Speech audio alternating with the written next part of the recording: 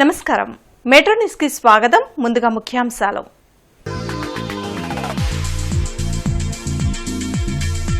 ఉపాధ్యాయుల సమస్యల పరిష్కారానికి కూటమి ప్రభుత్వం ముందుంటుంది. ఎంపీ భాష్యం రామకృష్ణ, ఎమ్మెల్సీ ఆలపాటి వెల్లడి.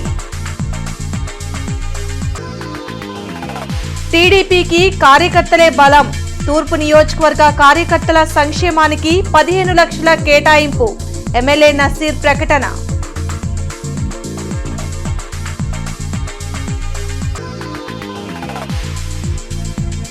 శంకర్ విలాస్ ఆర్ఓబి నిర్మాణంతో నష్టపోయిన షాపుల యజమానులకు అందని పరిహారం. ప్రభుత్వ తీరుపై ఆగ్రహం. టీచర్ల సమస్యల పరిష్కారానికి కూటమి ప్రభుత్వం ఎప్పుడూ ముందుంటుందని ఎంపీ భాష్యం రామకృష్ణ, ఎమ్మెల్సీ ఆలపాటి రాజా తెలిపారు. మంగళగిరిలోని సీకే కన్వెన్షన్ లో సిపిఎస్ నుండి ఓపీఎస్ కు మారిన ఉద్యోగ ఉపాధ్యాయులు నిర్వహించిన కృతజ్ఞతా సభలో వారు పాల్గొన్నారు. ఏపీలో విద్యా వ్యవస్థలో అనేక మార్పులు తీసుకువస్తూ అంతర్జాతీయ ప్రమాణాలతో ప్రభుత్వ స్కూల్స్ ని తీర్చిదిద్దేందుకు మంత్రి నారా లోకేష్ నిరంతరం శ్రమిస్తున్నారని పలువురు ప్రజా ప్రతినిధులు తెలిపారు. అన్ని వర్గాల సంక్షేమానికి కూటమి ప్రభుత్వం కట్టుబడి ఉందని, ఆ దిశగా సీఎం చంద్రబాబు నిర్ణయాలు తీసుకుంటున్నారని చెప్పారు. మేము దగ్గరగా మాట్లాడుతుంటాం కూడా మాకు తెలుసు, మీకు దగ్గరగా ఉండరు కాబట్టి రోజు పోరాడాలి అదని. కానీ అడిగితే ఏది కాదన్నారు. ఇప్పుడు అశోక్ బాబు గారు చెప్పినట్టు కాదు, అడిగే విధానంలో అడగాలి, మనం అడిగే టైంలో అడగాలి.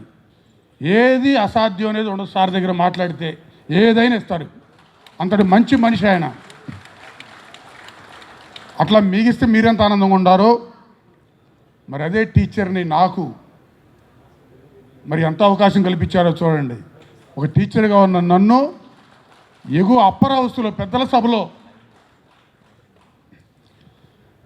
సభలో కూర్చోబెట్టారు ఒక టీచర్ని అంటే మరి ఎంత గర్వం, మన టీచర్ వృత్తికి ఎంత గర్వం చూడండి. అది నేను ఫస్ట్ డే అనౌన్స్ చేయగానే నేను ఫస్ట్ ఇచ్చిన స్టేట్మెంట్ ఏంటంటే, ఇది నా ఒక్కటే కాదు, టీచింగ్ వల్ల నాకు ఇది వచ్చింది కాబట్టి దేశవ్యాప్తంగా ఉన్న టీచర్లు అందరికీ గౌరవం దక్కాలి అని ఫస్ట్ స్టేట్మెంట్ ఇచ్చాను నేను. అది ఆ రోజు నాకు అనౌన్స్ చేసిన రోజు ఫస్ట్ ఇచ్చిన స్టేట్మెంట్ అదే. ఏ నాయకుడు కూడా మన గురించి ఆలోచించాల, రాజకీయ లబ్ధి పొందడానికే ఆలోచన చేసినటువంటి నాయకుడు జై బాబు అని మొట్టమొదటిగా జై బాబు ఈరోజు గురించి, జై బాబు ప్రజల గురించి, జై బాబు గురించి ఈ రోజున మాట్లాడే ఏకైక వ్యక్తి మన నాయకుడు చంద్రన్న అని చెప్పి మనందరం కూడా గుర్తుపెట్టుకోవాలి. ఈరోజు మీ అందరూ కూడా గుర్తుపెట్టుకోండి. ఈరోజున ఈ రాష్ట్రాన్ని అభివృద్ధి చేయాలంటే ఎలాంటి పరిస్థితిలో ఉంది ఈ రాష్ట్రం, ఏ రకమైన పరిస్థితిలో ఉంది పెద్దలందరూ కూడా చెప్పారు. చిరంజీవి గారు చెప్పారు, మిగతా రాష్ట్రాలు ఏ రకంగా ఉన్నాయి, పక్కనున్న తెలంగాణ ఏ రకంగా ఉంది, ఏ రకమైనటువంటి ఆ రోజున విభజన జరిగిన తర్వాత ఫిట్మెంట్ ఇచ్చారు. అదేవిధంగా మనం ఏ రకంగా ఇచ్చాం, ఏ రకంగా ఉద్యోగస్తులందరినీ కూడా చేరదీశాం. కార్యకర్తలే తెలుగుదేశం పార్టీకి బలమని ఎమ్మెల్యే నసీర్ అహ్మద్ అన్నారు. గుంటూరు తూర్పు నియోజకవర్గ బూత్ అధ్యక్షుల సమావేశాన్ని ఆయన కార్యాలయంలో నిర్వహించారు. కూటమి ప్రభుత్వం తీసుకుంటున్న ప్రతి నిర్ణయాన్ని ప్రజల్లోకి తీసుకెళ్లి వాళ్ళకి అవగాహన కల్పించాలని ఎమ్మెల్యే సూచించారు. ఈ నెల 27 నుంచి జరిగే ఇంటింటికి టీడీపీ కార్యక్రమంలో ప్రతి కార్యకర్త ఉత్సాహంగా పాల్గొనాలని కోరారు. గుంటూరు తూర్పు నియోజకవర్గ టీడీపీ కార్యకర్తల సంక్షేమం కోసం తాను 15 లక్షల రూపాయలను అందించనున్నట్లు ఎమ్మెల్యే ప్రకటించారు. 1 కోటి మంది సభ్యత్వాలు తీసుకున్నటువంటి తెలుగుదేశం పార్టీ ఈ సభ్యత్వం తీసుకున్న తర్వాత ప్రమాదవశాత్తు చనిపోయినటువంటి 5 లక్షల మంది ఈరోజు దాదాపు 2600 మందికి రాష్ట్రంలో ఇప్పటిదాకా తెలుగుదేశం పార్టీ 5 లక్షల రూపాయలు ప్రమాద బీమా అందించింది. ఈ విధంగా అనేక కార్యక్రమాలు, ఎంప్లాయ్మెంట్కి సంబంధించినటువంటి కార్యక్రమాలు జరుగుతూ ఉన్నాయి. మన ఆరోగ్య పరిస్థితులు ఎలా ఉన్నాయనే దానికి కూడా చంద్రబాబు నాయుడు గారు కరోనా తర్వాత ఒక యాప్ని తీసుకున్నారు. మీ అందరికి ఐడియా ఉందా? న్యూట్రీ లైఫ్ అని ఒక యాప్ని పెట్టారు. మీకు ప్రతి నెల మీరు ఏ విధంగా మీ ఆరోగ్యాన్ని డాక్టర్లు, పెద్ద డాక్టర్లు, ఒక స్థాయి కలిగినటువంటి డాక్టర్ల ద్వారా సంప్రదించి వాళ్ళకి ట్యాబ్లెట్లు మార్చేటువంటి కార్యక్రమం ఉంటారు. కానీ మనం చేస్తున్న పని ఏంటంటే కేవలం ఎలక్షన్, ఓట్లు, మళ్ళీ వెళ్ళి వారి వ్యాపారం వాళ్ళు చేసుకుంటాం. శంకర్ విలాస్ బ్రిడ్జి నిర్మాణంలో షాపులు కోల్పోతున్న షాపు యజమానుల పరిస్థితి అగమ్యగోచరంగా ఉందని స్థానికులు చెబుతున్నారు. నగర సుందరీకరణ కోసం సుమారు 150 కోట్ల వ్యయంతో 4 లైన్ల శంకర్ విలాస్ ఆర్ఓబీ నిర్మాణం కూటమి ప్రభుత్వం చేపట్టింది. అయితే బ్రిడ్జి నిర్మాణానికి ముందే భూసేకరణ చేయకుండా హడావిడిగా ఆర్ఓబీ నిర్మాణం చేపట్టారు. దీంతో షాపుల యజమానులు కోర్టును ఆశ్రయించడంతో కొంతకాలం బ్రిడ్జి పనులు నిలిచిపోయాయి. కేంద్ర సహాయ మంత్రి పెమ్మసాని చంద్రశేఖర్ చొరవతో బ్రిడ్జి నిర్మాణం పనులు మరలా ఊపందుకున్నాయి. ఆర్ఓబీ పనులు మొదలుపెట్టి సంవత్సరం పూర్తయినా ఇంతవరకు షాపుల యజమానులకు నష్టపరిహారం ఇవ్వలేదు. వెంటనే ప్రజాప్రతినిధులు చొరవ తీసుకుని షాపుల యజమానులకు నష్టపరిహారం అందించి యుద్ధ ప్రాతిపదికన బ్రిడ్జి నిర్మాణం పనులు చేపట్టాలని స్థానికులు కోరుతున్నారు.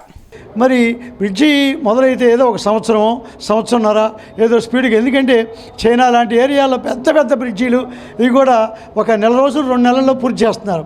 ఆధునిక టెక్నాలజీ ఎంత వచ్చిన తర్వాత కూడా ఇప్పటికీ కనీసం ప్రారంభ దశలో నుంచి అధిగమించని పరిస్థితి మన గుంటూరు ఓవర్ బ్రిడ్జికి ఉంది. మరి ఎక్కడ జరుగుతుంది లోపం అనేది అర్థం కావట్లేదు, కానీ ఎప్పటికీ అందుబాటులోకి వస్తుందో తెలియట్లేదు. మన ఎంపీ గారు మాత్రం 2027 ఆగస్టు కల్లా బ్రిడ్జి అందిస్తామంటున్నారు.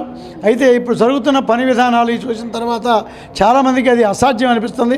అదిగాక ఇక్కడ ఉన్న లోకల్ సమస్యలు మొత్తం, ఆ పక్కనున్న షాపులు వాళ్ళ సమస్యలు, వాళ్ళకేదో భూసేకరణ సమస్యలు, ఇవన్నీ కూడా ఎందుకు సాచేత వైఖరి అవలంబిస్తున్నారు, అధికారులు ఎందుకు పట్టణ తత్వంతో వ్యవహరిస్తున్నారు అర్థం కావట్లేదు.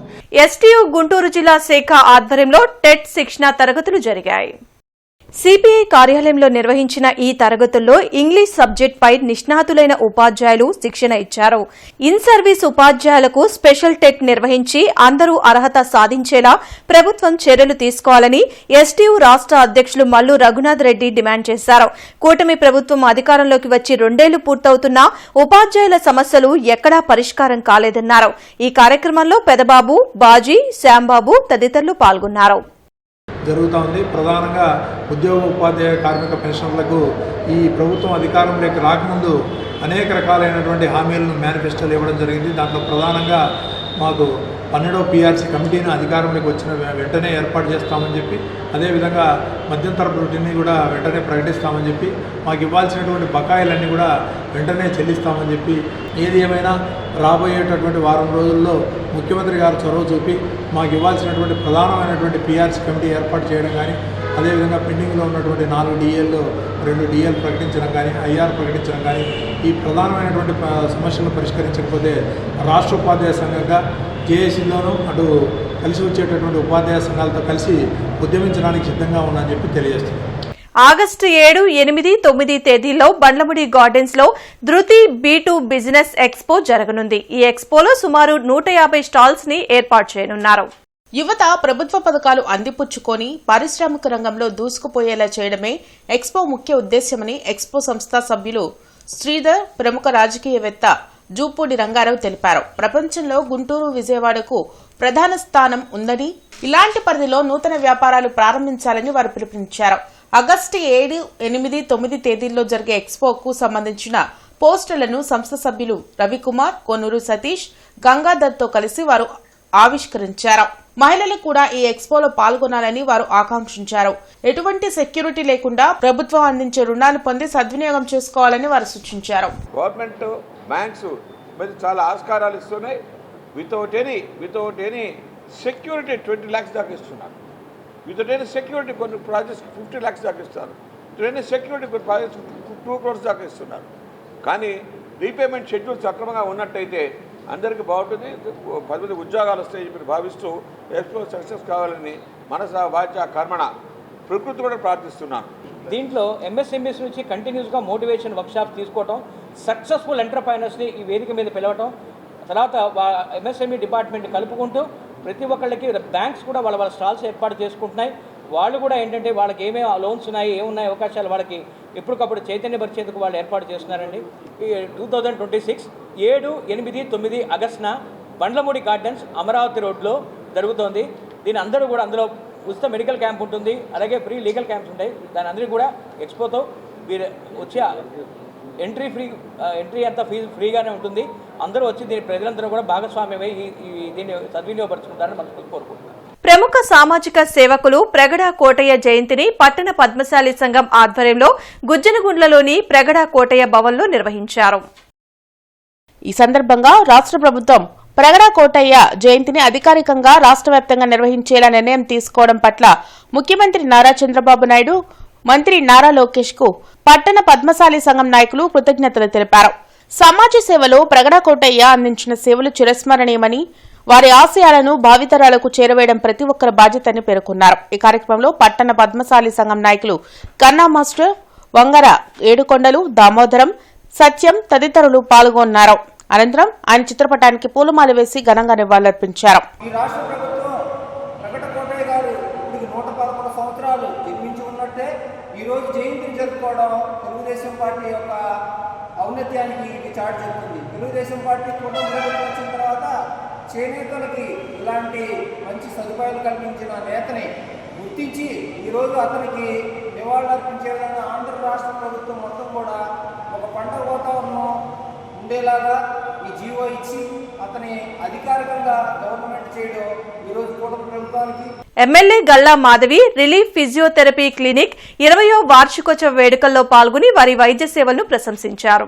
రిలీఫ్ ఫిజియోథెరపీ క్లినిక్ 20వ వార్షికోత్సవం సందర్భంగా స్థానిక మల్లికార్జునపేటలో ప్రముఖ senior physiotherapist doctor Alice Grace ఆధ్వర్యంలో ఉచిత మెగా వైద్య శిబిరం నిర్వహించారు. శిబిరాన్ని Madhavi Christian minority finance corporation మాజీ చైర్మన్ మద్దిరాల మేనీ సంయుక్తంగా ప్రారంభించారు. ఈ సందర్భంగా ఎమ్మెల్యే మాధవి మాట్లాడుతూ శస్త్రచికిత్సలు చేయాల్సిన అవసరం ఉంటే పలు వ్యాధులను ఫిజియోథెరపీ ద్వారా తగ్గించిన సందర్భాలు అనేక ఉన్నాయని చెప్పారు.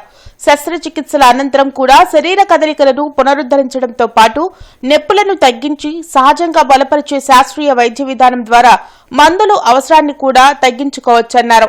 ప్రత్యేకించి పక్షవాత వ్యాధిగ్రస్తులకు ఫిజియోథెరపీ ఒక వరమని, 20 ఏళ్లుగా గ్రేస్ కృషి ప్రశంసనీయమని గల్లా మాధవి తెలిపారు. మరి రేట్లు కూడా చాలా పేదలకి అందుబాటులో ఉండే విధంగా మరి యొక్క సెంటర్లో మరి ఆ రేట్స్ అవన్నీ కూడా పేద ప్రజలకు అందుబాటులో ఉండే విధంగా ఉంటా ఉంది. మరి వారి యొక్క ఆధ్వర్యంలో ఈరోజు మెగా మెడికల్ క్యాంప్ని ఏర్పాటు చేసి ఈ చుట్టుపక్కల ఉన్నటువంటి మరి ముఖ్యంగా Sharada colony, Mallikarjunapeta, Bharatapeta, postal colony ఏరియాలో ఉన్నటువంటి పేద ప్రజలు ఇక్కడికి వచ్చి మరి ఉచితంగా మెడిసిన్స్ తీసుకొని కొన్ని టెస్టులు కూడా చేసేటువంటి పరిస్థితి ఈ యొక్క రిలీఫ్ సెంటర్లో ఉంది. కాబట్టి మరి ఈరోజు మేడం గారు వచ్చి ప్రారంభించి వారికి మరి ఇంకా కొన్ని గైడ్ చేసి రానున్నటువంటి రోజుల్లో ఈ యొక్క సెంటర్ ఇంకా దినదినాభివృద్ధి చెందాలని చెప్పి కోరుకుంటూ మరి అమ్మాయి క్లినిక్ గత 20 సంవత్సరాలుగా ఫిజియోథెరపీ క్లినిక్ని మేము రన్ చేస్తూ ఉన్నాము. మా క్లినిక్లో కొన్ని అడ్వాన్స్డ్ ఎక్విప్మెంట్తో మేము ఈ సేవలు అందిస్తూ ఉన్నాము.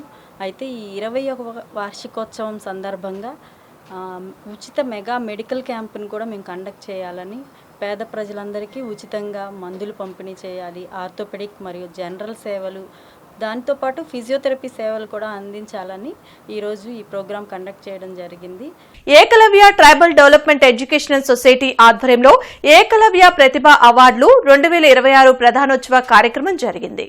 రెవెన్యూ కళ్యాణ మండపంలో నిర్వహించిన ఈ అవార్డుల ప్రధానోత్సవంలో ప్రతిభ కనబరిచిన ఎస్టీ విద్యార్థులకు ఆర్థిక సాయంతో పాటు ప్రశంసా పత్రాలు అందించారు. 10th ఇంటర్ ఎంబీబీఎస్ తో పాటు స్పోర్ట్స్ లో రాణించిన 70 మంది స్టూడెంట్స్ కు ఈ సత్కారం జరిగింది. ఎస్టీ విద్యార్థుల్ని అన్ని రంగాల్లో ప్రోత్సహించేందుకు Ekalavya tribal development education society అనేక కార్యక్రమాలు నిర్వహిస్తుందని society general secretary Devarakonda Srinivasulu తెలిపారు. ఆ విధంగా వాళ్ళకి ఆర్థిక ప్రోత్సాహాల కింద 10వ తరగతి పాస్ అయిన విద్యార్థులకైతే 10,000 రూపాయలు ఒక్కొక్కరికి, ప్రశంసా పత్రం, ఒక మెమోంటో. తర్వాత ఇంటర్మీడియట్ ఫస్ట్ ఇయర్ వారికి పిల్లలకు 15,000, ఇంటర్మీడియట్ సెకండ్ ఇయర్ వాళ్ళకి 20,000, ఒక ఎంబీబీఎస్ స్టూడెంట్ ఉన్నారు వారికి కూడా 20,000, అలాగే మెరిట్ ప్రోత్సహించడం కోసం, స్పోర్ట్స్ ప్రోత్సహించడం కోసం వారికి 20,000. ఆ విధంగా పిల్లలందరికీ కూడా ఆర్థిక సహాయం చేస్తూ వారికి మోటివేషనల్ స్పీచ్, ఎట్లా చదువుకోవాలి, ఎట్లా ముందుకు వెళ్ళాలి అనే ఉద్దేశంతో నిర్దాస్తులైనటువంటి చాలామంది వ్యక్తులు తీసుకొచ్చి వారి ద్వారా వారికి మోటివేషనల్ స్పీచ్ కూడా ఇచ్చి వాడు ముందు ఎలా కౌన్సిలింగ్ కూడా ఇవ్వడం జరుగుతుంది. ఈ కార్యక్రమం చాలా అద్భుతంగా. గోమాతను జాతీయ జంతువుగా ప్రకటించేందుకు సంతకాల సేకరణ కార్యక్రమం సోమవారం నిర్వహించనున్నామని గో సంరక్షణ సంఘం సభ్యులు తెలిపారు. నెహ్రూ నగర్లోని గో సంరక్షణ సంఘం కార్యాలయంలో మీడియా సమావేశం జరిగింది. ఈ సమావేశంలో ఏపీ చైర్మన్ వెంకట శివరావు, జిల్లా అధ్యక్షులు మహావీర్, కెవి చలపతిరావు, బజరంగ్ రామకృష్ణ మాట్లాడారు. మానవాళికి మేలు చేసే గోవులను రక్షించుకోవాల్సిన బాధ్యత ప్రతి ఒక్కరిపై ఉందన్నారు. అందుకే సోమవారం పెరెడ్ గ్రౌండ్స్ నుంచి కలెక్టరేట్ వరకు గోవులతో ర్యాలీ నిర్వహిస్తూ సంతకాల సేకరణ చేస్తున్నామన్నారు. గోవులను పరిరక్షించాలని, గోమాతను జాతీయ జంతువుగా ప్రకటించాలని వినతులను కలెక్టర్ ద్వారా కేంద్ర ప్రభుత్వానికి పంపనున్నామని తెలిపారు. అనంతరం వాల్ పోస్టర్లను ఆవిష్కరించారు. ఈ కార్యక్రమంలో అపోలో రమేష్, శాంతిలాల్, చింతా సుబ్బారావు, హరిహర రాయులు పాల్గొన్నారు. 1977లో మన ఆంధ్రప్రదేశ్లో గోవా నిషేధ చట్టం పెట్టడం జరిగింది. అది గత కొన్ని సంవత్సరాల నుంచి ఇంప్లిమెంటేషన్ చేసుకుంటూ వస్తున్నాం. ఇప్పుడు బీజేపీ ప్రభుత్వంతో ఇప్పుడు మనం అందరం కూడా భారతదేశం అంతటా కూడా 40 కోట్ల సంతకాల సేకరణ అనేది ఒకటి స్థాపించి భారతదేశం అంతా కూడా జాతీయ జంతువు కింద ప్రకటించాలని చెప్పి ముఖ్య ఉద్దేశంతో పోయిన 2 నెలల క్రితం 27 తారీఖున కూడా జరిగింది. కలెక్టర్ల ఆఫీసులు అన్ని చోట్ల కూడా ఇండియా వైడ్గా ఇవ్వడం జరిగింది. అలానే రేపు 27 తారీఖు కూడా మళ్ళా సంతకాల సేకరణ చేసి అవన్నీ కూడా మళ్ళీ అన్ని చోట్ల కలెక్టర్ల ఆఫీసుల్లో మళ్ళీ ఇవ్వడం జరుగుతుంది. దానికి అందరూ కూడా గో భక్తులందరూ, గో ప్రేమికులందరూ, మానవత దృక్పథంతో ఉన్న ప్రతి ఒక్కరూ, పాలు తాగేవాళ్ళు, పెరుగు తినేవాళ్ళు, నెయ్యి తినేవారు, ప్రతి ఒక్కరికి కూడా కుల మతాలకు అతీతంగా అందరి పట్ల ఉన్నటువంటి బాధ్యత ఇది.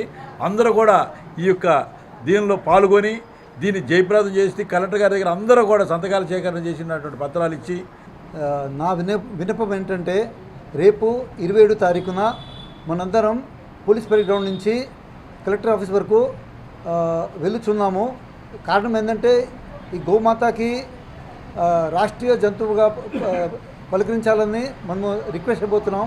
కలెక్టర్ ద్వారా ప్రెసిడెంట్కి, ప్రైమ్ మినిస్టర్కి మరియు గవర్నర్ గారికి మరియు ఈ పార్లమెంట్లో బిల్లు పాస్ చేయాలని మేము కోరుకుంటున్నాం. దీనికి అందరూ తప్పనిసరిగా లేడీస్ అండ్ జెంట్స్ అందరూ వచ్చి ప్రత్యేకంగా ఈ ప్రోగ్రామ్ని బాగా సక్సెస్ చేయాలని కోరుకుంటున్నాను. నమస్తే. జై గోమాత. మందులు వాడే విధానం, దుష్ప్రభావాలు, చెవి, ముక్కు, గొంతు వ్యాధులు, స్వర సమస్యలపై అవగాహన సంస్థ కార్యాలయంలో ఆరోగ్య సభ జరిగింది. అరండల్పేటలోని అవగాహన సంస్థ కార్యాలయంలో జరిగిన ఆరోగ్య సభలో ప్రముఖ వైద్యులు doctor M Meena Kumari, doctor V Phanindra Kumar ప్రసంగించారు. వైద్యుల సూచనల మేరకు మందులు వేసుకోవాలని, లేకుంటే సమస్యలు వస్తాయని డాక్టర్ మీనాకుమారి తెలిపారు. చెవి, ముక్కు, గొంతు సమస్యల పట్ల ప్రతి ఒక్కరూ అవగాహన కలిగి ఉండాలని డాక్టర్ ఫణీంద్ర కుమార్ తెలిపారు. ఏమైనా సమస్యలు వస్తే వెంటనే వైద్యుని సూచన మేరకు మందులు వాడాలని సూచించారు. ఈ కార్యక్రమంలో ఏవి సాయిరాం, కె చంద్రశేఖర్, డాక్టర్ సుబ్బారెడ్డి, కొండా శివరామరెడ్డి తదితరులు పాల్గొన్నారు. ఆ మందు ఆపేసి డాక్టర్ గారిని అడగాలి, నాకు ఇలా వచ్చింది ఈ మందు తీసుకున్న తర్వాత అని. నేను వాడుతున్న ఇతర మందులు లేదా ఆహారంతో దీనికి ఏమైనా సమస్యలు ఉన్నాయంటే కొన్ని మందులు అన్నం తిన్న తర్వాత అంటే భోజనం ఆఫ్టర్ మీల్స్ తీసుకోవాలి. కొన్ని మందులు బిఫోర్ మీల్సే తీసుకోవాలి. ఆఫ్టర్ మీల్స్ తీసుకుంటే అవి పని చేయవు, అంటే వాటి అబ్సార్ప్షన్ అది తగ్గిపోతుంది. అందువల్ల ఏ మందు ఎప్పుడు తీసుకోవాలి అన్నది కూడా డాక్టర్ గారు రాస్తారు దాంట్లో, బిఫోర్ ఫుడ్, ఆఫ్టర్ ఫుడ్ అనేది, దాని ప్రకారం తీసుకోవాలి. ఏ సమస్య అయినా ఒక మన బాడీలో వస్తే ఆ సమస్య వచ్చినడికి బాగా తెలుస్తుంది. అందరూ తెలియదు కదా మామూలు ఎవరికి కూడా. అది కన్ను కావచ్చు, ముక్కు కావచ్చు, గొంతు కావచ్చు, ఏదైనా సరే ఆ సమస్య పర్టికులర్ వచ్చినప్పుడు దీన్ని ఎవరు ట్రీట్మెంట్ ఇస్తారు, నాకు ఎట్ట రిలీఫ్ వస్తుంది అనేటువంటి ఒక ఆదుర్త ఏర్పడుతుంది. అందుట్లో ఈ స్వరం ఒకటి. ఈ స్వరం అంటే మన మాట. మనం పొద్దున్న లేచినప్పటి నుంచి మన మాట అనుకుంటడం జరగదు ఎవరికైనా. సో ఇందులో తమాష ఏంటంటే నేను కొన్ని విశేషాలు చెప్తాను. మన హ్యూమన్ వాయిస్ విశేషాలు మునుముడు చెప్తాను నేను. ప్రగడ కోటయ్య జయంతి సందర్భంగా పొన్నూరు పట్టణంలో ఆయన విగ్రహానికి మంత్రి సవిత పూలమాలలు వేసి ఘనంగా నివాళులర్పించారు. ఈ సందర్భంగా రాష్ట్ర చేనేత జౌళి శాఖ మంత్రి ఎస్ సవిత మాట్లాడుతూ, చేనేత సూర్యుడు ప్రగడ కోటయ్య స్ఫూర్తితో సీఎం చంద్రబాబు నాయుడు నేతృత్వంలోని కూటమి ప్రభుత్వం రాష్ట్రంలో చేనేత రంగ అభివృద్ధికి పెద్ద ఎత్తున కృషి చేస్తుందని తెలిపారు. చేనేత రంగ అభివృద్ధికి ప్రజాబంధు ప్రగడ కోటయ్య చేసిన సేవలు మరువలేనివన్నారు. నేతన్నలు చేనేత రంగంలో ఎదుర్కొంటున్న సమస్యల పరిష్కారానికి ఆయన తుది శ్వాస విడిచిపెట్టే వరకు కృషి చేశారని, చేనేత సత్యాగ్రహ ఉద్యమాలు చేసిన ఘనత ఆయన సొంతమన్నారు. ప్రతి సోమవారం కలెక్టరేట్, ఎస్పీ, కార్పొరేషన్ కార్యాలయాల్లో ప్రజా ఫిర్యాదుల పరిష్కార వేదిక కార్యక్రమాన్ని నిర్వహిస్తున్నారు. ప్రజలు తమ సమస్యలను అధికారుల దృష్టికి తీసుకువెళ్లి వాటిని పరిష్కరించుకోవాలని ఉన్నతాధికారులు సూచించారు. కార్పొరేషన్ కార్యాలయంలో పీజీఆర్ఎస్ జరగనుంది. జిల్లా, నియోజకవర్గ, మండల స్థాయిలో ఈ ప్రజా ఫిర్యాదుల పరిష్కార వేదిక కార్యక్రమం నిర్వహించనున్నారు. ప్రజలు తమ అర్జీలను మీకోసం.ap.gov.in లో కూడా నమోదు చేసుకోవచ్చని కలెక్టర్ సాయికాంత్ వర్మ సూచించారు. ఫిర్యాదుల స్టేటస్ ను 1100కు కాల్ చేసి తెలుసుకునే అవకాశం ఉందన్నారు. అలాగే రెవెన్యూ సమస్యల పరిష్కారం కోసం రెవెన్యూ క్లినిక్లను సద్వినియోగం చేసుకోవాలని పేర్కొన్నారు. బులెటిన్ ముగించే ముందు ముఖ్యాంశాలు మరోసారి.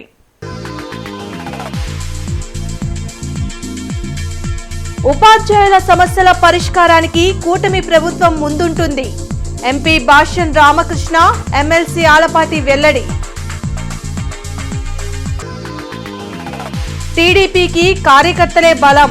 తూర్పు నియోజకవర్గ కార్యకర్తల సంక్షేమానికి 15 లక్షల కేటాయింపు. ఎమ్మెల్యే నసీర్ ప్రకటన.